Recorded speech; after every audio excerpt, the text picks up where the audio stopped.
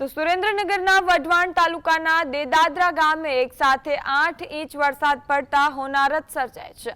વરસાદી પાણીથી 5 થી વધુ મકાનોને નુકસાન પહોંચ્યું છે, જ્યારે 200 એકરમાં કપાસ અને તલનો પાક બળી જતા ખેડૂતોને પ્રતિ એકર 40 થી 50 હજારનું નુકસાન થયું છે।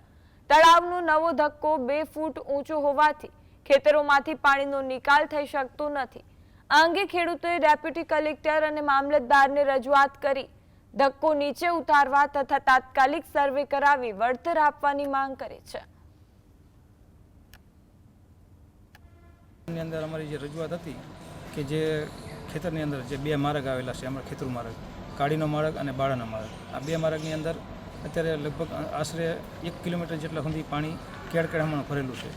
તો એ જે પાણી છે એનો નિકાલ માટે અમે સાહેબને કીધું કે સાહેબ અમને આ રસ્તો તાત્કાલિક નિરાકરણ આવે એવો અમને કંઈક વૈકલ્પિક રસ્તો કરી દો। અને બીજી વાત કે ખેડૂતની અંદર જે હતા જે આટલું બધું પાણી જે આવ્યું એના કારણે જે 150 થી 200 એકર જમીનમાં તો જે પાણી ભર્યું હતું પાક નિષ્ફળ થઈ ગયેલો છે। તો સલા ધર્મેન્દ્રસિંહ દેવબા, ગામ દેદાદરા, હું ખેડૂત છું। અમારે અત્યારે પાણી માર્ગમાં ખૂબ આવી ગયું છે, એટલે જવાની તકલીફ છે।